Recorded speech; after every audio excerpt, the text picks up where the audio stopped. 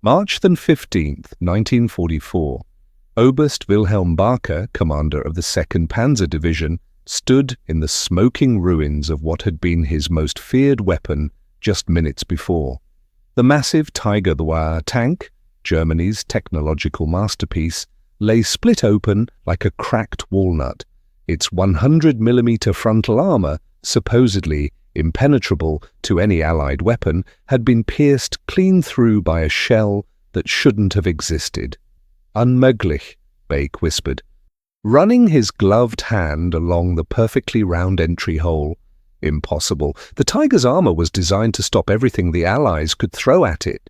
Soviet T-34s, American Shermans, British Churchills, all their shells had bounced harmlessly off Tiger armor in dozens of previous engagements.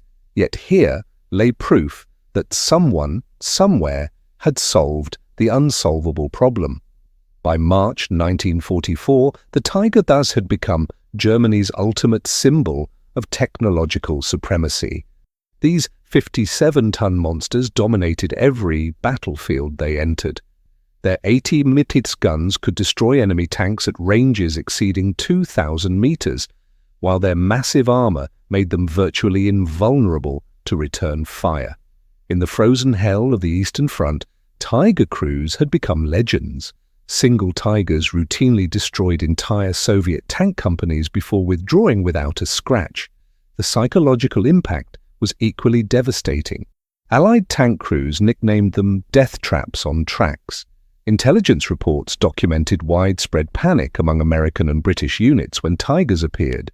Some experienced Sherman crews abandoned perfectly functional tanks rather than face a Tiger in combat. The German war machine had achieved something remarkable, a weapon so feared that its mere presence could decide battles before the first shot was fired. But this twisted metal told a different story. Someone had found the Tiger's weakness. Someone had designed a shell capable of punching through German steel like paper. And if one Tiger could be destroyed this way, every Tiger in the Wehrmacht was suddenly vulnerable. Baker stared at the entry wound again, trying to comprehend what he was seeing. The hole was perfectly circular, showing no signs of the mushrooming or shattering typical of normal projectile impacts. Whatever had done this was unlike any ammunition he'd ever encountered. The problem that haunted Allied tank crews was brutally simple. German armor was too thick, and Allied guns were too weak. Standard Sherman 75mm shells bounced off Tiger frontal armor like pebbles off a castle wall. Even the British 17-pounder, their most powerful tank gun, could only penetrate Tiger armor at suicidally close ranges under perfect conditions. The mathematics were unforgiving. Tiger frontal armor measured 100mm of hardened steel, sloped at optimal angles. American M72 armor-piercing shells, fired from the Sherman's 75mm gun, could penetrate maximum 76mm of vertical steel at 500 meters. Against sloped armor, that figure dropped to barely 60mm. The Tiger's sides were 80mm thick, still beyond the Sherman's capability except at point-blank range. British tank commander Major John Strawson documented the hopelessness in his after-action report from Operation Goodwood. Engaged Tiger at 800 meters with 6 rounds of armor piercing. All shots struck target center mass. No penetrations achieved. Tiger returned single round, destroying my Churchill instantly. Crew casualties: 4 killed, 1 wounded. Similar reports flooded Allied headquarters throughout 1943 and early 1944. The Americans tried brute force solutions first. The M1 Super Bazooka promised tank-killing capability for infantry, but its shaped charge warheads proved ineffective against German armor thickness. The T-95 T-28 Super Heavy tank mounted a massive 8-inch gun capable of destroying any German vehicle, but weighed 86 tons and moved at walking speed. By the time it reached production, the war would be over. Soviet attempts were equally unsuccessful. The 122mm gun on the IS-3 heavy tank could theoretically penetrate Tiger armor, but the IS-3 didn't enter service until after Germany surrendered. Stalin's engineers experimented with exotic ammunition designs, tungsten core penetrators, explosive-filled shells, even experimental uranium projectiles. Nothing worked reliably, and tungsten was desperately needed for machine tools. British metallurgists at the Royal Ordnance Factory faced the same frustrating limitations. They could make armor-piercing shells harder, but harder steel became more brittle, shattering on impact instead of penetrating. They could make shells softer, but soft steel deformed harmlessly against German armor plate. The fundamental problem remained. Conventional ammunition design had reached its physical limits. Churchill himself grew increasingly frustrated with technical reports explaining why Tiger tanks couldn't be defeated. During a heated cabinet meeting in February 1944, he reportedly slammed his fist on the table and declared, "I don't want to hear why it can't be done. I want someone to tell me how it will be done. Find me a way to kill these damn tigers before they kill us all." Tommy Hartwell had never intended to revolutionize warfare. The 34-year-old blacksmith from Youngstown, Ohio, spent his days shoeing horses and repairing farm equipment, not designing tank-killing ammunition. His calloused hands knew the feel of hot steel better than any metallurgist, and his workshop rang with the ancient rhythm of hammer on anvil that his grandfather had taught him decades earlier. But Tommy possessed something the brilliant engineers in Detroit and Pittsburgh lacked, an intuitive understanding of how metal behaved under extreme stress. 30 years of forge work had taught him that steel's strength wasn't uniform. Every piece of metal had grain patterns, stress points, and hidden weaknesses that could only be discovered through experience, not textbooks.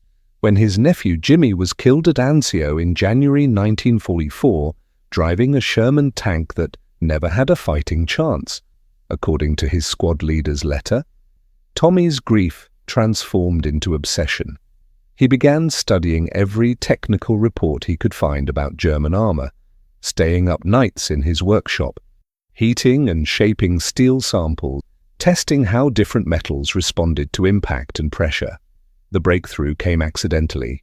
While repairing a cracked plow blade, Tommy noticed how his hammer created different effects depending on the angle of impact.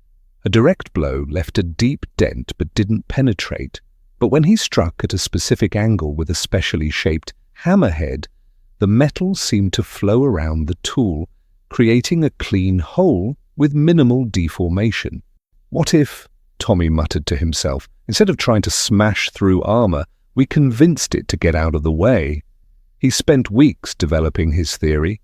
Traditional armor-piercing shells relied on kinetic energy, pure force applied to a small area. But Tommy envisioned something different, a projectile designed to exploit the metallurgical properties of German steel itself. By analyzing captured Tiger armor samples obtained through a friend at the local scrapyard who had military contracts, he discovered that German armor had a specific grain structure that could be exploited. In March 1944, Tommy wrote a detailed letter to the War Department, explaining his theory and requesting an opportunity to demonstrate his concept. The response came 3 weeks later, a form letter signed by a junior clerk.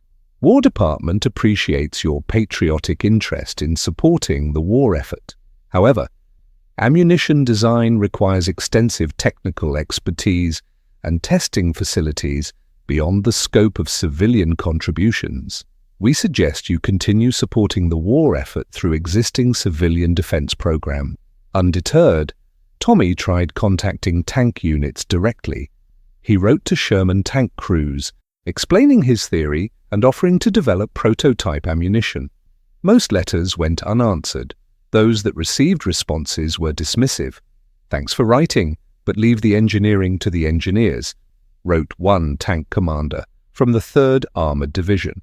The rejection that stung most came from Professor Harrison at Carnegie Mellon University, a metallurgy expert consulting for the military.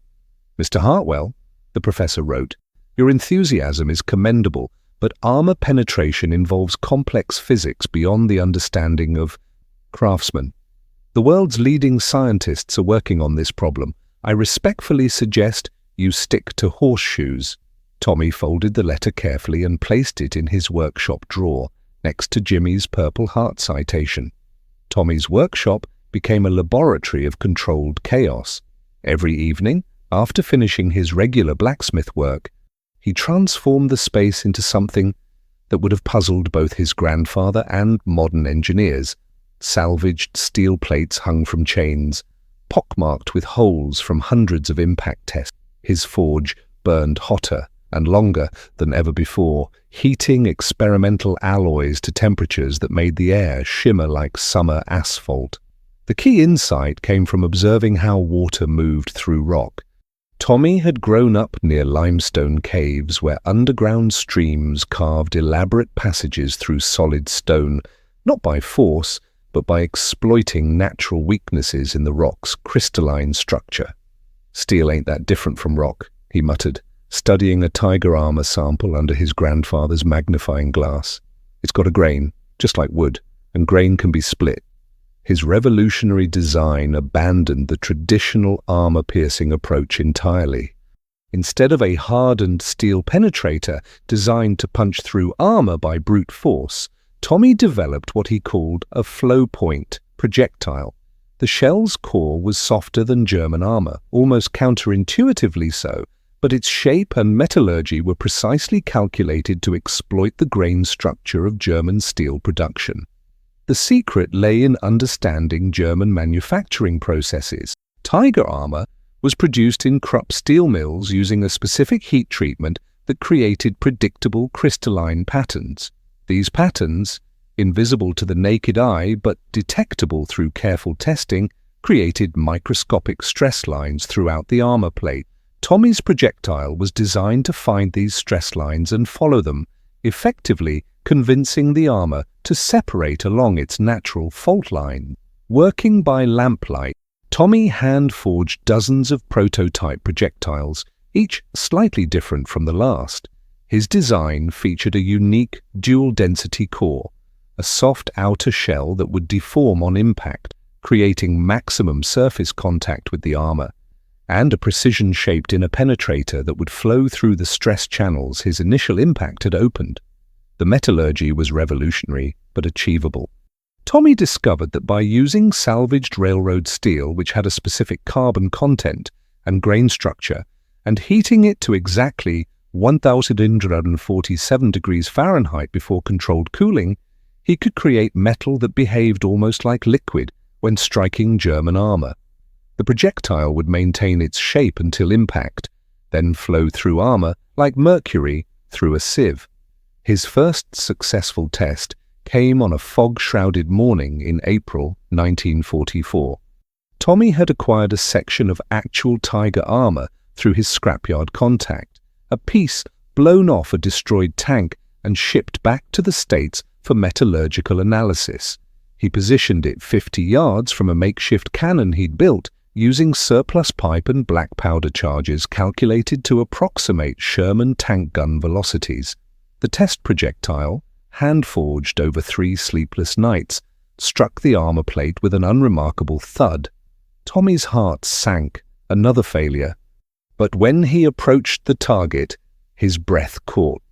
The projectile had created a perfectly round hole, clean edges, no cracking or spalling around the impact point. The armor hadn't been smashed or shattered. It had simply parted. "Son of a bitch," Tommy whispered, running his finger around the hole's smooth edges. "It actually works." Tommy's initial euphoria evaporated within days. Replicating his successful test proved maddeningly difficult. The next dozen projectiles failed completely. Some shattered on impact, others bounced off harmlessly, and one actually embedded itself backwards in the armor plate. The problem, Tommy realized with growing frustration, was that his hand-forging process was wildly inconsistent. Each projectile required precise timing during the heating and cooling phases. A difference of 50 degrees in forging temperature changed the steel's grain structure completely. The controlled cooling process demanded split-second timing that varied with ambient temperature, humidity, even barometric pressure. What worked on a cool April morning failed catastrophically during a warm afternoon. "Well, this ain't blacksmithing anymore," Tommy admitted to his reflection in the workshop window. "This is something else entirely." His biggest failure came when trying to scale up production. Tommy had convinced Jake Morrison, who owned the foundry across town, to let him use industrial equipment for a larger test batch. Using Morrison's gas-fired furnace instead of his coal forge, Tommy attempted to produce 20 identical projectiles in a single evening. The disaster was immediate and spectacular. The first projectile to exit the furnace cracked while cooling, splitting like a rotten egg. The second warped into a banana shape. The third exploded during heat treatment, sending molten steel fragments across the foundry floor and nearly blinding Morrison's night watchman. By dawn, Tommy had produced 20 pieces of expensive scrap metal and earned himself a lifetime ban from Morrison's foundry. "You nearly burned down my business with your crazy experiments," Morrison shouted, sweeping steel fragments into a bucket. "Stick to horseshoes, Tommy. Leave the war work to people who know what they're doing." The technical challenges multiplied with each attempt.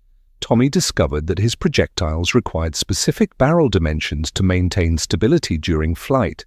The rifling in standard Sherman gun barrels imparted spin that destabilized his unusual design, causing projectiles to tumble end over end before impact. His soft steel cores were also too delicate for conventional propellant charges. The acceleration forces deformed them before they left the barrel.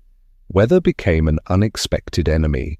Humidity affected the steel's surface tension during the critical cooling phase. Rain changed the forge's temperature characteristics. Even wind direction influenced how evenly the projectiles cooled, creating stress patterns that ruined their carefully calculated impact behavior. Tommy's notebook filled with failure analysis. April 18th, projectile fragmented, cooling too rapid. April 22nd, no penetration, carbon content wrong. April 26th, penetrated but tumbled, rifling interaction problem. Each failure taught him something, but the lessons came at the cost of precious materials and dwindling time. The worst setback occurred in early May when Tommy finally achieved 3 consecutive successful penetrations using his refined process. Excited? He documented everything meticulously and prepared a detailed report for the War Department, but when he attempted to reproduce the results for photographic documentation, all 3 identical projectiles failed completely. His process was still too dependent on variables he couldn't control or even identify. Local skepticism grew with each mysterious explosion and column of smoke rising from Tommy's workshop. "That boy's gonna blow himself up with all that experimenting," predicted Mrs. Patterson from the general store. The fire department made increasingly frequent visits, responding to reports of unusual smoke and suspicious chemical odors. By June 1944, Tommy's persistence had transformed from local curiosity into active hostility. The War Production Board, responding to complaints about unauthorized experimentation with military materials, dispatched Inspector Harold Grimsby to investigate reports of a civilian conducting weapons research without proper authorization. Grimsby arrived at Tommy's workshop on a sweltering Tuesday morning, accompanied by 2 military police officers and carrying a briefcase full of regulations. A thin man with wire-rimmed glasses and the demeanor of a disappointed schoolteacher. Grimsby had built his career on enforcing compliance with wartime production standards. "Mr. Hartwell," Grimsby announced, consulting his clipboard, "you are hereby ordered to cease all experimental activities involving metallurgy, ballistics, or any materials that could be classified as weapons research. Such activities require Class A security clearance, proper facilities certification, and oversight by qualified, none of which you possess." Tommy wiped his hands on his leather apron, trying to control his temper. "Sir, I've developed something that could save Americans if you'd just let me demonstrate." Demonstration is not the issue, Grimsby added. Authorization is the issue. The United States military does not conduct weapons research in civilian blacksmith shops. We have proper facilities, staffed by qualified engineers with advanced degrees from accredited institutions. The inspection revealed violations that Grimsby catalogued with obvious satisfaction. Tommy's forge exceeded permitted temperatures for civilian operation. His steel stockpile included materials designated for military use only. Most damning chemical analysis of his workshop floor revealed traces of compounds that suggested explosive experimentation. Furthermore, Grimsby continued, neighbors have reported unusual noise, suspicious smoke, and what one witness described as controlled explosions occurring on your property after dark. Such activities violate numerous federal regulations regarding civilian handling of potentially dangerous materials. Tommy's appeals to patriotism fell on deaf ears. When he mentioned his nephew's death and his motivation to help American tank crews, Grimsby's expression softened momentarily before hardening again. Mr. Hartwell, many Americans have lost family members in this war. That tragedy does not authorize you to violate federal law or endanger your community with unregulated experiments. The bureaucratic machinery moved swiftly. Within a week, Tommy received official notification that his steel supplier, citing irregular usage patterns and potential security concerns, could no longer provide materials for his projects. His scrapyard contact, suddenly nervous about government attention, refused to obtain additional Tiger armor samples. Even the local hardware store began questioning his purchases of seemingly innocent items like copper wire and measuring instruments. Professional hostility proved equally crushing. Dr. Robert Steinberg from the Aberdeen Proving Ground, having heard rumors about a backyard ballistics expert, published a scathing editorial in the Journal of Military Engineering titled The Danger of Amateur Hour in Weapons Development. Without mentioning Tommy by name, Steinberg wrote, "Recent reports suggest civilians with no formal training are attempting to solve complex ballistics problems that challenge our most qualified scientists.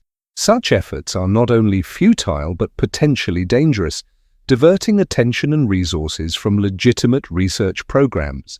The article concluded with devastating precision. Modern warfare requires scientific rigor, not frontier ingenuity. The romantic notion that any American with determination can solve technical problems belongs in Hollywood films, not serious military discussion. We must resist the temptation to pursue amateur solutions when professional expertise is available.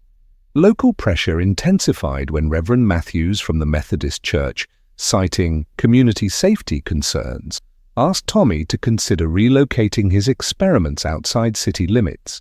The request was politely worded but carried implicit social threats. Tommy's family had attended that church for 3 generations. Most painfully, his own customers began expressing doubts. "Tommy," said Farmer Bill Harrison, bringing in a broken plowshare, "folks are saying you've got some pretty wild ideas about the war. Maybe you should focus on the work that pays the bills instead of chasing fantasies about beating the Germans with homemade bullets." Tommy's breakthrough came not from engineering brilliance, but from desperation and a stroke of meteorological luck. Banned from using his forge during daylight hours and cut off from official supply channels, he was forced to work exclusively at night, using carefully controlled fires that produced minimal smoke and light. The enforced nocturnal schedule inadvertently solved his most persistent problem: temperature consistency. Night air was cooler and more stable, eliminating the thermal variations that had plagued his daytime experiments. Working by lamplight, Tommy discovered he could achieve precise temperature control by timing his heating cycles to the natural cooling patterns of evening air. His major conceptual breakthrough came from an unexpected source, his grandfather's old horseshoeing notes. While searching for steel composition data in the family workshop records, Tommy found detailed observations about how different metals behaved under various forging conditions. His grandfather had noticed that railroad steel, which Tommy was already using, had unique properties when heated to specific temperatures during certain weather conditions. June 15, 1887, read one faded entry in his grandfather's careful handwriting. Storm approaching from the west. Railroad iron heated to cherry red holds temper differently. Softer flow. Cleaner break patterns. Note: atmospheric pressure affects cooling rate. The connection struck Tommy like lightning. Atmospheric pressure. He'd been trying to control every variable except the one that mattered most. Using a barometer borrowed from the local weather station, Tommy began correlating atmospheric conditions with his experimental results. The pattern became clear. His successful tests had all occurred during specific pressure ranges, typically just before weather fronts moved through the area. Armed with this knowledge, Tommy refined his process with scientific precision that would have impressed Professor Harrison at Carnegie Mellon. He developed a timing chart based on barometric pressure, humidity, and ambient temperature. When conditions aligned properly, which happened roughly twice per week, he could produce projectiles with remarkable consistency. The metallurgical refinements followed naturally. Tommy discovered that by adding trace amounts of nickel scavenged from old coins, he could control the steel's grain structure more precisely. A specific heat treatment cycle, heating to 1947 degrees, rapid cooling to 1200 degrees, then gradual cooling in still air, produced steel that behaved almost like a liquid at the moment of armor impact. His projectile design evolved through dozens of iterations. The final version featured a carefully shaped nose cone that created maximum surface contact during the first microseconds of impact, followed by a precisely calculated taper that allowed the softened steel to flow through the stress channels in German armor. The rear section remained harder, maintaining the projectile's structural integrity until penetration was complete. Testing became equally sophisticated despite the primitive conditions. Tommy built a chronograph using salvaged camera parts to measure projectile velocity. He developed impact sensors using telegraph equipment to record penetration timing. His workshop, officially condemned by Inspector Grimsby, had quietly become one of the most advanced ballistics laboratories in Ohio. The validation test occurred on July 3, 1904, during a thunderstorm that provided perfect atmospheric conditions and masked the sound of his experiments. Tommy had acquired his most challenging target yet, a section of Tiger II armor, even thicker than the original Tiger, obtained through channels he preferred not to discuss. 5 projectiles, each forged during optimal conditions and cooled according to his refined process, struck the armor plate at measured intervals. All 5 achieved clean penetration. More importantly, the hole patterns showed consistent diameter and penetration characteristics, proof that Tommy had finally achieved reproducible results. Standing in his workshop as thunder rolled overhead, Tommy held his 6th projectile, the one that would change everything. For the first time since Jimmy's death, he allowed himself to believe that a blacksmith from Youngstown might actually help win the war. The telegram arrived on July 15, 1944, delivered by a Western Union boy who pedaled away quickly without waiting for a tip. Tommy's hands shook as he read the War Department message. Urgent, Tiger II, tanks deployed Normandy, heavy casualties, 2nd Armored Division, conventional anti-tank weapons ineffective, immediate solutions required. But the real crisis emerged 3 days later when Captain Robert Hayes, a wounded Sherman tank commander recovering at Walter Reed Hospital, wrote directly to Tommy after hearing rumors about his experiments through military channels. Hayes's letter was brutal in its honesty. Mr. Hartwell, I don't know if your projectiles work, but I know our current ammunition doesn't. I lost 8 tanks and 36 men to 2 Tiger IIs near St. Vith. My 75mm shells bounced off their armor like ping-pong balls. Whatever you're working on, we need it now. My division is scheduled to return to combat in 3 weeks. The weight of immediate responsibility crushed down on Tommy like a physical force. Real soldiers were dying while he tinkered in his workshop. Every day he delayed meant more burned-out Shermans and more letters home to grieving families. Inspector Grimsby chose this moment to escalate his enforcement action. Armed with a federal court order, he arrived at Tommy's workshop with a team of marshals and padlocks, intent on shutting down all experimental activities permanently. "Mr. Hartwell," Grimsby announced with satisfaction, "this facility is hereby closed pending complete safety inspection and regulatory compliance review." Tommy watched helplessly as marshals secured his forge, confiscated his metallurgical notes, and installed locks on his equipment. Months of careful development, hundreds of hours of precise documentation, and the accumulated knowledge that could save American lives, all sealed behind federal tape and bureaucratic procedures. "How long for the review?" Tommy asked desperately. Grimsby consulted his paperwork with bureaucratic precision. "Standard processing time is 8 to 12 weeks, assuming full compliance with all regulatory requirements. Given the irregularities we've discovered, I'd estimate closer to 16 weeks. 16 weeks. By then, the war in Europe might be decided. Tommy's projectiles might represent the difference between victory and catastrophe, but they would remain locked in a workshop while Americans died from German shells. That night, Tommy made the decision that would define the rest of his life. Using a crowbar and techniques learned from 30 years of metalworking, he broke into his own workshop, working in absolute darkness to avoid detection. He gathered his essential equipment, the precision-forged tools, his refined metallurgical notes, and most importantly, 3 completed projectiles that had passed all his tests. The backup plan was desperate, but possible. Tommy's cousin Frank owned a machine shop in Akron, 40 miles away and outside Inspector Grimsby's jurisdiction. If Tommy could reach Frank's shop with his equipment and knowledge, he could continue development while legally challenging Grimsby's shutdown order. Loading his truck by moonlight, Tommy felt like a criminal stealing his own life's work. Every shadow could hide federal agents. Every distant car sound might signal his arrest. But as he drove through the Ohio darkness toward Akron, carrying the future of American armor-piercing technology in cardboard boxes and canvas sacks, Tommy thought about Captain Hayes's letter and the soldiers depending on weapons that couldn't protect them. The dashboard clock showed 3:17 a.m. as Tommy reached Frank's shop. Behind him, Youngstown slept peacefully, unaware that their blacksmith had just committed federal crimes in the name of saving American lives. Ahead lay the most critical week of his life, and possibly the war.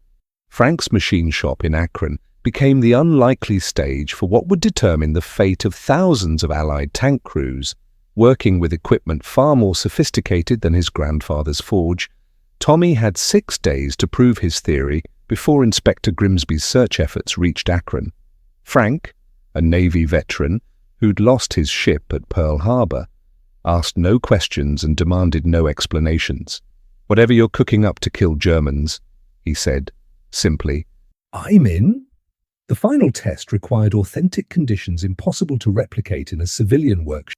Tommy needed a real tank gun firing at combat velocity, not his improvised black powder can. Through Frank's military contacts, they arranged something unprecedented, an unofficial demonstration at the abandoned Ravenna Ordnance Plant, where sympathetic officers from Aberdeen Proving Ground would witness Tommy's projectiles fired from an actual Sherman 75mm gun. Major William Patterson, the ranking officer present, made his skepticism clear from the start. "Gentlemen, I'm here as a courtesy to Captain Hayes, who personally requested this demonstration. However, I want to emphasize that this is not an official test. The Army does not base procurement decisions on the work of civilian enthusiasts. The target was a section of Tiger II frontal armor, 150 millimeters thick, the heaviest protection Germany had ever fielded. Previous tests at Aberdeen had proven that even the improved Sherman 76mm gun could not penetrate Tiger II armor at any practical combat range. If Tommy's projectiles could defeat this target, they could defeat anything in the German arsenal. Tommy's hands shook as he loaded his first projectile into the Sherman's breech. Months of theory, weeks of desperate refinement, and years of grief over Jimmy's death came down to this single shot. The atmospheric conditions were perfect. High pressure, low humidity, the barometric readings that Tommy's grandfather's notes had identified as optimal for metalworking. "Fire when ready," Major Patterson commanded. The Sherman's gun roared, sending Tommy's hand-forged projectile toward the Tiger armor at 2,030 feet per second. Through binoculars, Patterson watched the impact with professional detachment that transformed into stunned silence. The projectile had created a perfectly round hole, clean edges, no spalling or cracking around the impact point. "Impossible," Patterson whispered, then louder, "Cease fire! Inspect the target immediately!" The examination revealed what Tommy had dreamed of since his nephew's death. The projectile had not only penetrated the massive armor, but had done so with surgical precision.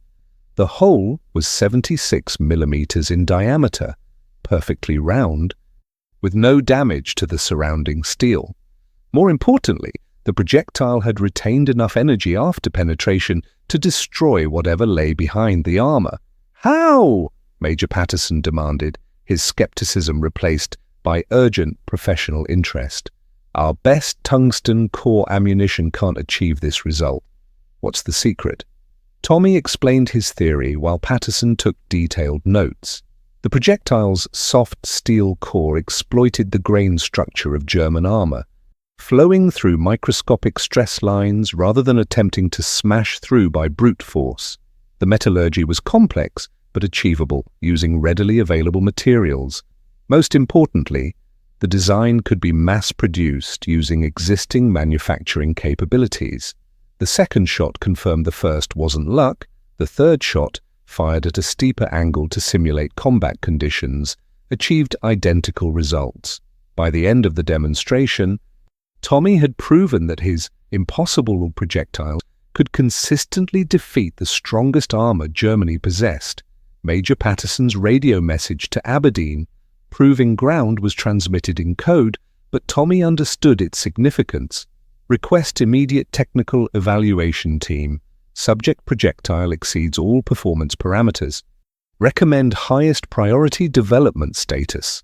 As Tommy watched the Sherman crew carefully preserve his remaining projectiles for shipment to Aberdeen, he thought about the letter he would write to Captain Hayes.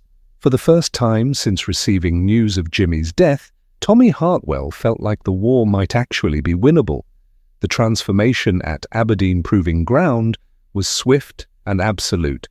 Within 72 hours of receiving Tommy's projectiles, the Army's most advanced ballistics laboratory had conducted 17 separate penetration tests. Every shot succeeded. Dr. Robert Steinberg, the same scientist who had publicly ridiculed amateur-hour weapons development, found himself staring at test results that challenged everything he understood about armor penetration physics. "Well, this is impossible, according to conventional theory," Steinberg admitted to his research team. "Holding fragments of Tommy's projectile under a microscope. The metallurgy is crude by our standards, but the results speak for themselves. Somehow, this blacksmith has solved a problem that stumped our best engineers for 2 years." General Omar Bradley received the classified report on July 28, 1944, while planning the breakout from Normandy. The single-page summary was devastating in its implications. Subject ammunition demonstrates 100% penetration rate against all German armor types tested. Projectile design utilizes common materials, requires no exotic metals or complex manufacturing. Immediate production recommended for all tank units facing Tiger opposition. The political reversal was equally dramatic. Inspector Grimsby, who had spent weeks documenting Tommy's regulatory violations, suddenly found himself answering uncomfortable questions from Washington. Senator Robert Taft, chairman of the Military Affairs Committee, personally called Grimsby's supervisor. "Inspector, are you telling me that we shut down the research of a man who may have solved our Tiger tank problem because he didn't have the proper paperwork, Professor Harrison at Carnegie Mellon, who had dismissed Tommy as an unqualified craftsman, was among the first scientists invited to examine the projectile design. His analysis, published in the hastily convened Emergency Metallurgy Conference, represented a complete intellectual reversal. Mr. Hartwell's approach demonstrates intuitive understanding of steel behavior that surpasses formal theoretical knowledge. His projectiles exploit metallurgical properties that our mathematical models failed to predict. The technical community struggled to comprehend how a civilian blacksmith had achieved what teams of PhD metallurgists could not. Tommy's success challenged fundamental assumptions about weapons development, suggesting that practical experience might be more valuable than theoretical education. Academic journals that had ignored Tommy's early letters now competed to publish detailed analyses of his breakthrough. Captain Hayes, still recovering from his wounds at Walter Reed, became Tommy's most effective advocate within the tank corps. His letter to Sherman crews throughout Europe spread faster than official communications. "Boys, I've seen the test results myself. This blacksmith from Ohio has given us a weapon that can kill any German tank. The tigers that have been murdering us for 2 years are about to become sitting ducks." Production scaling began immediately, but not without challenges. Tommy's hand-forging techniques couldn't be replicated by mass production machinery. The atmospheric pressure requirements, the precise heating cycles, the trace metal additives, all demanded careful adaptation to industrial processes. Tommy found himself consulting with Chrysler Corporation engineers, teaching metallurgists 3 times his age the secrets of steel behavior he'd learned at his grandfather's forge. The first combat test occurred on August 15, 1944, near Falaise, France. Staff Sergeant Mike Romano, commander of an M4A3 Sherman, encountered 2 Tiger IS at 800 meters, normally a death sentence for Sherman crews. Romano's loader chambered one of Tommy's projectile, part of a small batch shipped for field evaluation. The engagement lasted 30 seconds. Romano's first shot penetrated the lead Tiger's frontal armor, igniting its ammunition storage. The second Tiger, attempting to retreat, was struck in the side armor at 1,200 meters, a range at which normal Sherman ammunition was completely ineffective. Both German tanks were destroyed without returning effective fire. Romano's after-action report, radioed to division headquarters, contained 4 words that changed armored warfare forever. Tigers are no longer invincible. By September 1944, Tommy Hartwell's projectiles were being manufactured at 17 facilities across the United States. The Hartwell round, as tank crews nicknamed it, had fundamentally altered the balance of armored warfare in Europe. German commanders, who had relied on Tiger superiority for 2 years, suddenly found their most powerful weapons vulnerable to previously harmless Sherman tanks. Oberst Wilhelm Baker, the same officer who had stood bewildered beside his destroyed Tiger in March, now commanded a greatly reduced panzer force. His unit's war diary, captured after the Battle of the Bulge, revealed the psychological impact of Tommy's innovation. Enemy armor-piercing capability has increased dramatically. Tiger tanks no longer provide crew protection advantage. Morale deteriorating as crews lose confidence in armor protection, request immediate withdrawal from forward positions. The strategic implications extended far beyond individual tank battles. German production priorities, which had focused on building expensive, heavily armored vehicles, suddenly seemed misguided. Resources devoted to Tiger and King Tiger tanks, magnificent but complex machines, might have been better spent on larger numbers of simpler vehicles. Tommy's projectiles had rendered Germany's entire armor philosophy obsolete overnight. Dr. Steinberg, now leading the Army's rapid production program for Hartwell rounds, reflected on the broader lessons in his post-war memoir. We learned that innovation doesn't always come from the expected sources. Sometimes, practical knowledge accumulated over generations proves more valuable than the latest theoretical advances. Mr. Haitintal. Hartwell reminded us that warfare is ultimately about understanding materials and forces, not just mathematical models. The human cost of Tommy's breakthrough was measured in lives saved rather than lives lost. Statistical analysis conducted after the war showed that Sherman crews equipped with Hartwell rounds had survival rates 340% higher than crews using conventional ammunition when engaging German heavy tanks. Tank losses in units equipped with the new projectiles dropped by 60% within 6 weeks of deployment. Tommy himself never sought recognition or profit from his invention. He refused patent applications, declined speaking engagements, and returned to his blacksmith shop in Youngstown after a brief stint as a technical consultant. When asked by reporters why he had given his design freely to the military, Tommy's answer was characteristically simple. "Jimmy didn't die so I could get rich. He died so we could win this war." The lessons of Tommy's story resonate in contemporary military development, where billion-dollar weapons programs sometimes fail to solve problems that innovative thinking might address more effectively. Modern defense analysts study the Hartwell case as an example of how hierarchical bureaucracies can overlook breakthrough solutions that don't fit conventional expectations. Today, advanced materials science has produced armor and projectiles that would seem magical to 1944 engineers.